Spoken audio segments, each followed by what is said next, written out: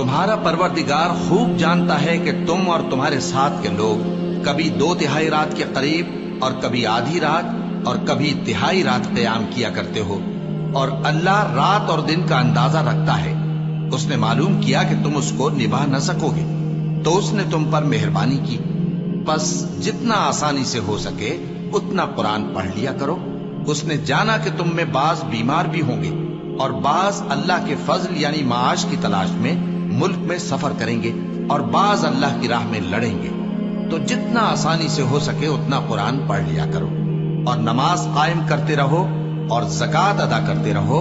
اور اللہ کو نیک نیتی سے قرض دیتے رہو، اور جو عمل نیک تم اپنے لیے آگے بھیجو گے اس کو اللہ کے ہاں بہتر اور صلے میں بہت عظیم پاؤ گے، اور اللہ سے بخشش مانگتے رہو، بے شک اللہ بخشنے والا ہے، مہربان ہے۔